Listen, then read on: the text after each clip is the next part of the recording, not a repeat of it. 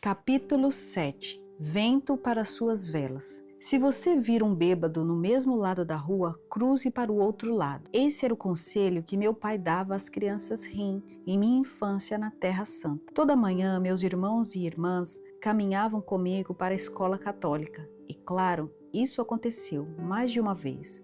Quase por instinto, sem uma palavra, lembrávamos do conselho de papai e atravessávamos para o outro lado da rua até passarmos pelo bêbado. Como sabíamos que ele estava intoxicado? Bem, não íamos até ele e perguntávamos: "O senhor está bêbado?" Ou "Deixe-me cheirar seu bafo." Claro que não. Embora fôssemos crianças, sabíamos que estava embriagado. Tudo nele nos dizia: o jeito que andava, o olhar em seu rosto, suas roupas desarrumadas. Como dizem na Inglaterra, ele estava como uma folha ao vento. A verdade sobre seu comportamento ímpio era simplesmente esta: ele estava sendo controlado pelo poder errado, entregara-se à influência errada. O apóstolo Paulo não poderia ter sido mais contundente do que quando disse: "Não se embriaguem com vinho, que leva à libertinagem, mas deixem-se encher pelo Espírito." Efésios 5,18. Que contraste entre a vida desregrada e a vida reta. A embriaguez, adverte Paulo, leva a ações ímpias. Porém, se um homem ou uma mulher pode ser controlado pelo álcool, quanto mais o Espírito Santo pode controlá-los. É difícil determinar quem está no controle? De jeito nenhum. Todo dia você conhece pessoas cujas mentes e corações estão a anos-luz de Deus. É óbvio. Você ouve isso em sua linguagem, vê em suas ações. É como se o próprio Satanás estivesse guiando cada movimento de suas vidas. A vida preenchida pelo Espírito. E quanto à pessoa que teve um encontro com o Espírito Santo? Quais são os sinais externos da vida preenchida pelo Espírito? Há muitos e a transformação é surpreendente. Além de qualquer explicação, de repente, manifestações positivas começam a se multiplicar. Logo depois de dizer: "Deixem-se encher pelo Espírito", Paulo descreve 4 resultados distintos que se pode esperar. É como plantar semente no solo do Espírito e colher uma safra celestial. Você será mudado. A primeira manifestação que se pode esperar de uma pessoa preenchida pelo Espírito é esta: seu discurso será diferente. O apóstolo disse que deveríamos falar, falando entre si com salmos. Efésios 5,19. Você pode imaginar que mundo incrível seria se nossas conversas se parecessem com o que lemos nos salmos? Um estudo recente mostrou que de todas as palavras no idioma inglês, a palavra mais frequentemente usada é eu. No entanto, o cristão guiado pelo Espírito tem um novo vocabulário. Não é autocentrado, é centrado em Deus. De repente, você está dizendo: "Louvem a Deus", Salmo 151. "E tudo que tem vida, louve o Senhor", verso 6. Eis o segundo sinal que você deve esperar, segundo Paulo. Você terá uma nova canção. Ele diz que você estará cantando e louvando de coração ao Senhor. Efésios 5,19. É muito mais do que uma nova canção, é uma mudança que acontece no seu coração. Quando você se transformar interiormente, uma melodia surgirá. É uma reação espontânea. Não afirmo ser cantor, mas tive uma canção em meus lábios desde o momento em que me encontrei com o Espírito Santo. A terceira manifestação é que você vai começar a dar graças, dando graças constantemente a Deus, Pai, por todas as coisas, em nome de nosso Senhor Jesus Cristo, versos 20. De repente, começará a agradecê-lo por tudo. Vai agradecê-lo pelo que é bom e pelo que não é tão bom assim. Você reconhece que aquele que concede todos os dons sabe exatamente o que você precisa. O resultado é uma transformação da sua atitude. Não importa o que aconteça, você vai dizer: "Obrigado." O quarto sinal óbvio é que se tornará um servo. Paulo diz: "Sujeitem-se uns aos outros por temor a Cristo", versos 21. Isso é o que significa honrar uns aos outros em amor. Seu coração terá ânsia por ajudar as pessoas. O Espírito Santo o levará a um lugar onde você dirá: "Pode deixar, eu farei." O que significa estar preenchido pelo Espírito? Algumas pessoas acham que é exatamente o mesmo que dirigir um Honda para um posto de gasolina e encher o tanque de combustível. Porém, não é nada disso. Tenho uma garrafa de óleo em meu púlpito. Eu utilizo exatamente como mandam as Escrituras para ungir aqueles que vêm para serem curados. É um recipiente pequeno e simples, está cheio de azeite. Porém, quando o utilizo, ele acaba. A garrafa não volta a se encher. A palavra encher em Efésios não tem conexão com uma garrafa ou um vaso sendo enchido. O tempo verbal presente em grego é usado para falar que a plenitude do Espírito não é uma experiência feita de uma só vez, é uma experiência contínua. Você já passou um dia em um barco? É muito emocionante. O que acontece ao barco quando as velas se enchem de ar? O barco começa a se mover. É o que Paulo está lhe dizendo. Ele quer que você seja preenchido, não como um recipiente que não possui ação, mas como uma vela que continua a ser enchida pelo vento. Várias vezes, ele quer que você siga em frente com uma brisa infinita do Espírito, preenchendo suas velas espirituais. Quem você pensa que é? Ser enchido com o Espírito Santo causa ação. Acontece no seu discurso, no seu coração, na sua atitude e na sua atividade. Que mudança! Agora suas palavras são edificantes. Há harmonia em seu coração. Você dá graças ao Senhor e serve as pessoas com sinceridade e humildade.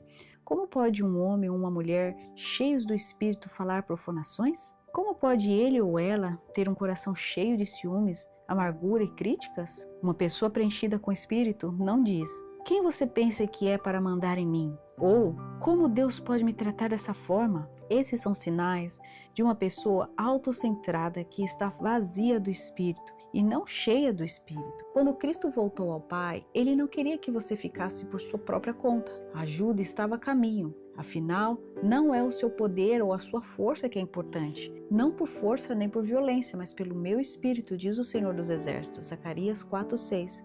É pelo Espírito que você é capaz de glorificar a Jesus. É pelo Espírito que seu coração é preenchido com música. É pelo Espírito que você é capaz de dizer: Jesus, agradeço-lhe por tudo. E é pelo Espírito que você é fortalecido para dizer: eu o perdoo.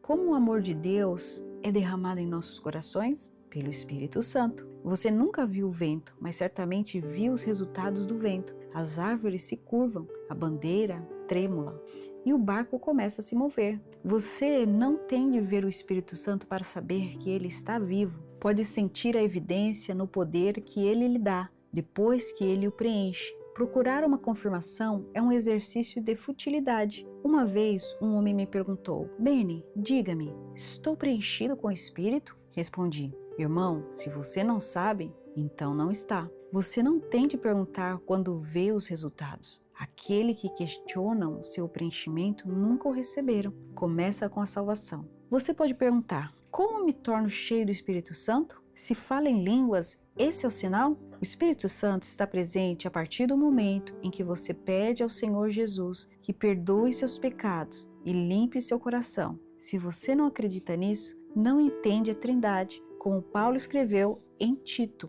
Ele nos salvou pelo lavar regenerador e renovador do Espírito Santo, que ele derramou sobre nós generosamente, por meio de Jesus Cristo, nosso Salvador. Ele o fez a fim de que, justificados por sua graça, nos tornemos seus herdeiros, tendo a esperança da vida eterna. Tito 3, 5-7. Porém, agora estamos falando sobre o preenchimento do Espírito Santo, com a evidência que tem sido experimentada literalmente por centenas de milhões de pessoas em todo o mundo. As estatísticas são esmagadoras. Sei que alguns ainda gostam de discutir sobre esse ponto, mas um homem que já passou pela experiência nunca fica à mercê de um homem com um argumento. Nunca me esquecerei dos primeiros dias depois que renasci. Era como uma criancinha. E você sabe o que dizem sobre bebês? Estão sempre caindo, chorando e pedindo ajuda. Esse era eu. Na verdade, compartilhava com um homem na igreja a mesma dúvida que tinha ouvido tantas vezes antes. Falei: estou tão dividido. Ele perguntou: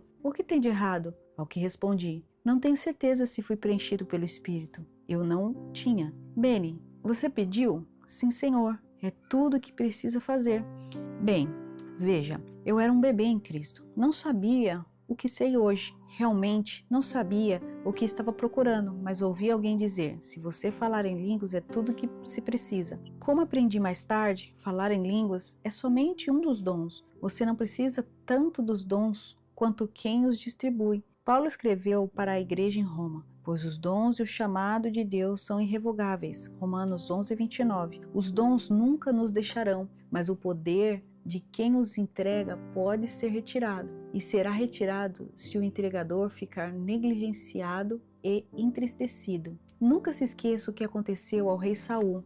O Senhor disse: arrependo-me de ter posto Saul como rei, pois ele me abandonou e não seguiu as minhas instruções. 1 Samuel 15:11. E quando Davi foi indicado por Samuel para se tornar o novo rei, o Espírito do Senhor se retirou de Saul. 1 Samuel 16:14. Entrega. Como você remenda as suas velas? Você pode perguntar: como eu deveria me aproximar do Espírito? Como posso me preparar para recebê-lo? Talvez eu deva lhe fazer uma ou duas perguntas. O seu navio está pronto para zarpar? Apto a navegar?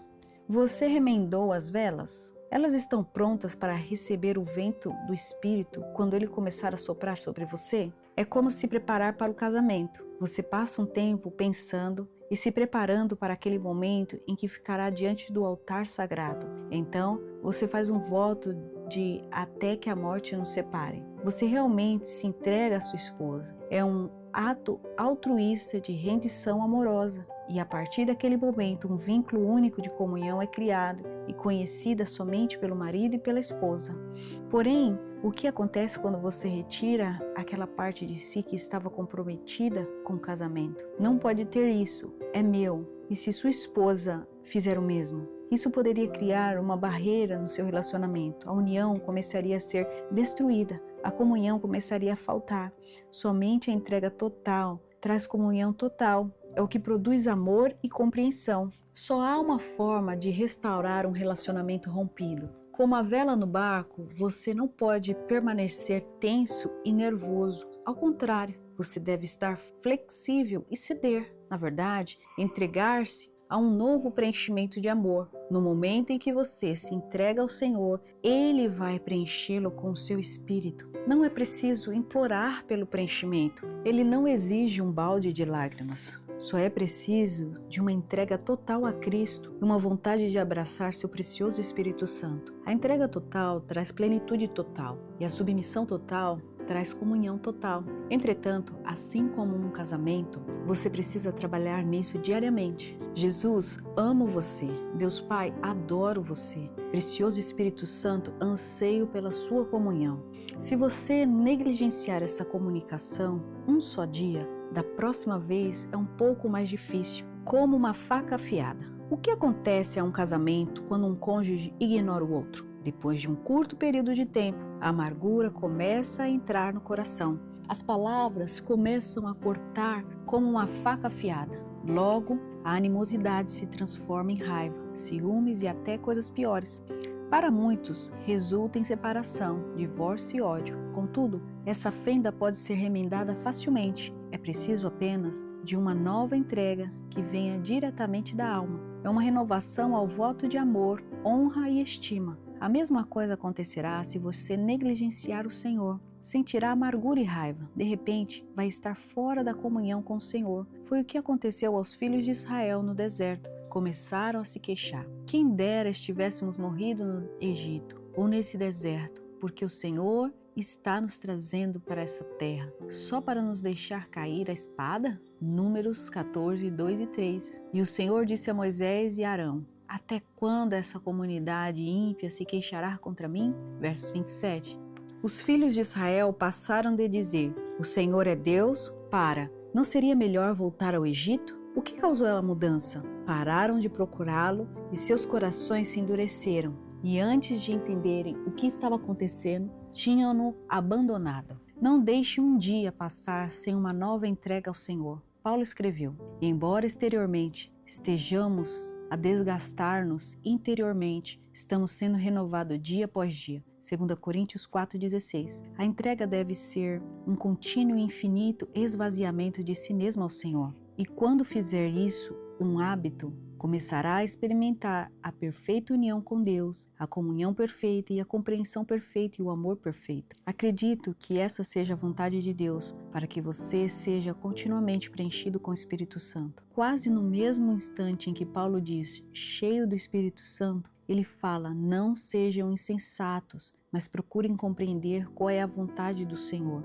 Efésios 5,17. Paulo não deixa nenhuma dúvida de que é a vontade do Pai que o Espírito Santo permaneça em cada cristão. É a vontade de Deus para toda mãe, todo pai, todo jovem e para você. Relaxe, relaxe. Em uma igreja perto de Toronto, lembro-me de ver um jovem orando para ser preenchido pelo Espírito. Nunca vou esquecer o olhar em seu rosto, forçado e tenso. Estava literalmente implorando e suplicando por um encontro com o Espírito Santo. Caminhei até ele e disse: jovem, você não vai conseguir nada implorando, relaxe. É tão fácil quando você se entrega. Foi o que ele fez e quase que imediatamente o Espírito desceu sobre ele. Foi lindo. Um sorriso surgiu em seu rosto quando começou a orar em uma língua celestial. Como você se lembra? Nunca acontecerá se tentar muito. É como aprender a nadar. Se lutar para nadar, vai começar a afundar e pode até se afogar. É por isso que o instrutor de natação primeiro ensina uma criança a relaxar e a flutuar. Nadar vem naturalmente quando não se luta. E é assim com a entrega. Torna-se algo instintivo para um coração entregue. Quando você encontrou o amor da sua vida, não tentou muito se apaixonar. É algo que acontece ou não. Não precisa trabalhar nisso porque o amor se entrega. Quando Jesus é seu Senhor, quando você o ama com todo o seu coração, não é difícil se entregar a Ele. É o mesmo com o Espírito Santo, todo dia. Quando você se apresenta, Ele o enche de novo. Você permanece fresco como uma flor sob o sol da manhã. Ele continua a lhe dar vida e as flores nunca parecem murchar. Não posso dizer como você deve se aproximar dele, mas vou mostrar o que faço. Entrei muitas vezes no meu quarto, tranquei a porta e fiquei parado ali com meus braços levantados para o céu. Ele sabe que eu o amo, sei que ele me ama e estou esperando com braços abertos para recebê-lo. No entanto, houve uma vez, anos atrás, que eu questionei seu amor. Nunca esquecerei disso. Foi durante um tempo em que estava tendo tremendas brigas com minha família. Minha mãe e meu pai não tinham renascido e havia muita dor em nossa relação. Então, uma noite, em meu quarto, olhei para cima e disse: Jesus, sei que você diz em sua palavra que me ama, mas por favor, faça-me um favor. Diga-me que me ama. E fui dormir. No meio da noite, fui acordado por uma voz que se parecia com torrentes de água. Só posso descrevê-la como um som que era forte e pesado. Depois, uma voz audível, vinda do nada, mas de todos os lugares ao mesmo tempo, começou a falar. Sobre a torrente de água, ouvi uma voz tão clara quanto qualquer outra que já tinha ouvido, dizendo: amo você, amo você. Era a voz de Jesus. Naquele momento, as paredes do meu quarto realmente pareciam estar tremendo. Fiquei com medo porque a presença do Senhor é incomum. Porém, desde aquele momento, nunca mais questionei seu amor. Creio que Ele nos forneça essas experiências quando precisamos delas, não quando as queremos. Muitas vezes, eu ficava no meu quarto e não dizia uma palavra, mantinha silêncio total. Tenho certeza de que você experimentou momentos em que não precisou dizer uma palavra para garantir seu amor a alguém. Há momentos especiais entre duas pessoas em que, se somente um som fosse feito, um momento inesquecível seria destruído. O silêncio é, muitas vezes, a melhor linguagem. Tantas vezes fiquei em meu quarto e, de repente, lágrimas começaram a encher meus olhos. Um calor e uma beleza inexplicáveis enchiam o ar quando ele começava a me preencher de novo. Como isso acontecia? O que eu fazia? Realmente não fazia nada, além de ficar na sua presença com uma entrega interior. Contudo, o que começava em perfeito silêncio continuava com louvor e adoração que eu nunca queria parar. Quando você é continuamente preenchido pelo Espírito de Deus, sua vida de oração chega a uma dimensão que nunca imaginou possível. Para experimentar a brisa refrescante do Espírito que preenche seu coração de louvor, você precisa entender como se aproximar do trono de Deus em oração, passo a passo. Há 7 passos distintos para a oração. O primeiro passo é a confissão. Comece reconhecendo quem é Deus. Abraão o chamou Senhor, o Deus Altíssimo, Criador dos céus e da terra. Gênesis 14, 22. Comece declarando o poder do Todo-Poderoso. Elias começou sua oração no Monte Carmelo. Senhor, Deus de Abraão, de Isaque e Israel. 1 Reis 18:36. Se você quer que o fogo caia, comece confessando quem é Deus. O próximo nível de oração é a súplica. Simplesmente deixe seu pedido se fazer conhecido ao Senhor. Infelizmente, esse é o passo em que muitas pessoas passam tempo demais. Toda a sua vida de oração parece se concentrar em necessidades, vontades e desejos. É claro que seus problemas pessoais são dignos da atenção de Deus, mas depois que você os compartilhou, não é hora de dizer amém. O melhor ainda está por vir. O terceiro passo, e um que eu amo muito, é a adoração. Esse deve ser um momento de absoluta beleza e devoção. Amá-lo, adorá-lo. Pode começar com as palavras: Jesus, amo você. De repente, você sente a presença do Espírito Santo e 2 horas depois olha para o seu relógio e diz: não acredito que o tempo passou tão rápido. É tão real, tão vivo. Quarto, há um momento de intimidade. É quase muito amoroso, muito sagrado e muito lindo para ser descrito. Houve momentos em que, em profunda oração, senti como se alguém estivesse parado ali, acariciando minha testa. Era como se o Senhor estivesse me falando: obrigado, fico muito feliz por estar com você. Lembre-se, o Espírito Santo nunca irá forçar sua presença sobre você. Ele não exige ou estipula nada quanto à sua vida de oração. Contudo, se você disser, ajude-me a orar, Ele está pronto para responder. Às vezes em minha vida, minha oração continuou durante horas nesse nível, mas a intimidade não é um ponto de onde você pode começar. Nem é possível passar correndo pelos primeiros passos para chegar a esse ponto. O quinto nível de oração é a intercessão. Jesus disse que o Espírito nos revelaria coisas, e foi o que aconteceu comigo. Quando você convida o Espírito para ajudá-la a orar, ele não foca nas suas necessidades e desejos egoístas. Não, o foco é externo. Ele colocou diante de mim nomes e rostos de pessoas em quem não pensava havia anos e intercedi em oração por eles. Porém, não acredite que é um período de alegria e adoração. É justamente o contrário. A primeira vez intercedi, não tinha certeza do que queria. A comunhão acabou, a proximidade acabou. Durante esses períodos senti tanta dor e agonia que é difícil colocar em palavras. Literalmente bati no chão com a minha força, com toda a minha força, enquanto orava por minha família, amigos, ministros, até por nações. Deixe-me avisá-lo, é possível entrar na intercessão com um estalar de dedos. Não aparece instantaneamente, porque é uma parceria com Deus que exige uma relação profunda e intensamente pessoal. Veja, o Espírito Santo guia sua vida de oração, passo a passo. Comigo não aconteceu no primeiro dia, ou no segundo, ou no terceiro. Foram pelo menos 6 meses antes de entrar nas profundezas de oração. As Escrituras ensinam que se somos fiéis com as pequenas coisas, Deus nos dará mais. É o que Ele faz. Ele é o Pai perfeito, o professor perfeito. No entanto, o que aconteceu em seguida valeu o trabalho. O 6º passo na oração é o agradecimento. Como Paulo escreveu, mas graças a Deus que nos dá a vitória por meio de nosso Senhor Jesus Cristo, 1 Coríntios 15, 57. Sempre passei muito tempo agradecendo ao Pai, ao Filho e ao Espírito Santo. Finalmente, o passo 7 na oração é o louvor. Às vezes eu canto, às vezes falo na língua do Espírito, porém, das profundezas de meu ser, explodo em louvor total. É a forma mais pura de oração que já experimentei.